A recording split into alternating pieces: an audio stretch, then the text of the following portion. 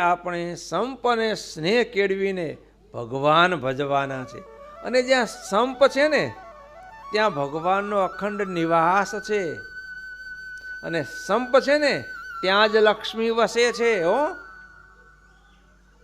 સ્વામિનારાયણ ભગવાન લીલામૃતમાં દૃષ્ટાંત આપે છે કરજેસરના ગોવિંદજી ભાઈનું. ગુજરાતમાં કલોલ કડી પાસે કરજીસણ ગામ છે. એ ગામમાં ભગવાન 36 વખત પધાર્યા છે અને 18 તો મોટા સમૈયા કર્યા છે. એ ગામના ગોવિંદજીભાઈ પટેલ એમના પ્રેમને વશ થઈને અને અગ્નોત્તરા દુકાળમાં ભગવાને આશીર્વાદ આપ્યો હતો, કોઠી કે છાંદી રાખો, નીચે હાણેથી અનાજ કાઢો અને જે કોઈ સત્સંગી આવે બધાને આપજો, બીજા માગણ આવે એને પણ આપજો કે, અને બધાને કાળ ઓલંગાવજો. અને આ ગોવિંદજીભાઈનું દૃષ્ટાંત આપી ભગવાન કહે છે કે આ ગોવિંદજીભાઈના પરિવારમાં કેટલો સંપ છે કે, તો ભગવાન કે અહીંયા લક્ષ્મી હંમેશને માટે નિવાસ કરીને રહી છે. આટલા મોટા સમય આટલી વખત થાય વગર પૈસે થાય? 18 તો સમયા ભગવાને કારણ 36 વખત ભગવાને પધાર્યા.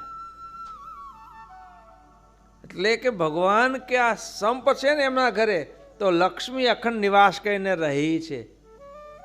એટલે સ્વામી બાપાને, સ્વામીજી મહારાજને આ જોઈએ છે. બસ સંપતિ ભગવાન ભજવાના. આપણું મનનું માનનું મૂકી દેવાનું. એ સાચું હોય તો મૂકી દેવાનું. મોટો મત પડે કે આમ હા હાલો, અને ક્યારે ખુલ્લા દિલે મતદાન કરવાનું કે વિચાર નિવેદન કરવાનો, પછી મારું જ ધાર્યું થવું જોઈએ એવું ક્યારેય રાખવું નહીં. વિચાર આપવાનો, જાહેર કરવાનો, મૂકવાનો દરેકને અધિકાર છે, પણ મેં વિચાર મૂક્યો એટલે આમ જ થવું જોઈએ એવો હઠાગ્રહ ક્યારેય રાખવો નહીં. સંપ રાખવો હોય તો લેટ ગો કરવાનું. સંપ રાખવો હોય ને તો શાકમાં આખું કોળું જતું હોય તો આંખ આડા કાન કરવાના. આટલું સહન કરતા શીખવાનું. શું સમજ્યા? શાકમાં આખું કોળું જતું હોય, કોળું કેવડું મોટું હોય, આવડું મોટું કોળું હોય તરત ન દેખાઈ જાય? નાનું બટાકું હળી જાય આખું એ બને, પણ શાકમાં આખું કોળું જતું હોય તો પણ જવા દેવાનું. આંખ આડા કાન કરવાના. દેખવા છતાં નથી દેખતા એમ તને રહેવાનું. જાણતા થકા નથી જાણતા એવી રીતે રહેવાનું. હંપ રાખવો હોય તો. અને હંપમાં જે સુખ છે ને, બહુ બેઠી શાંતિ છે, અને સંપ ત્યાં જંપ શાંતિ, અને સંપ ત્યાં સમૃદ્ધિ. સ્વામિનારાયણ ભગવાને આશીર્વાદ કીધા કરજસરની વાતમાં કે ગોવિંદભાઈના પરિવારમાં સંપ છે ને તો કે હંમેશા લક્ષ્મીનો નિવાસ છે, કે સુખી સુખી છે આખો પરિવાર. એમ બંધુઓ, સ્વામિનારાયણ ગાદીનો આપણે બધો જ એક પરિવાર છે.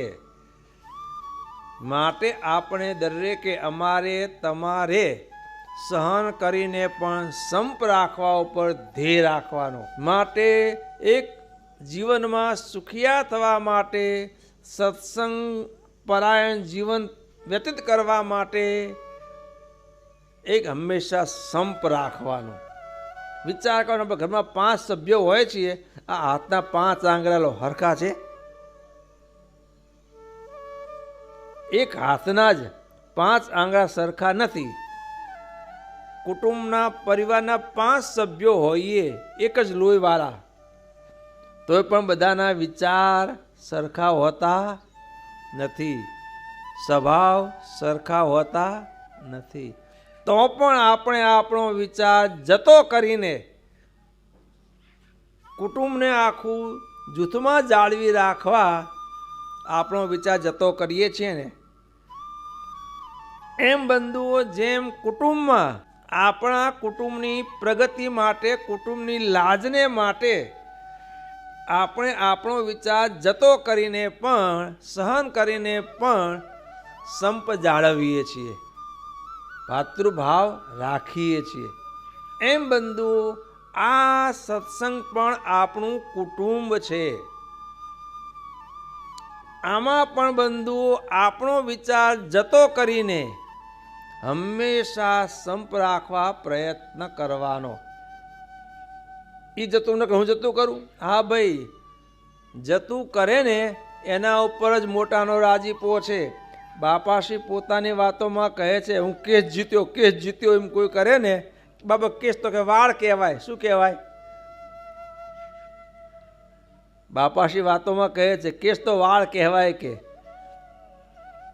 એટલે એવી હઠીલાય ક્યારે કરવી નહીં. બહુ સુખી થવાશે. આ કેળવવા માટે, સંપ કેળવવા માટે, યુનિટી કેળવવા માટે અને સંઘે શક્તિ કલયુગે, કળયુગમાં સંઘબળ કામ કરે છે.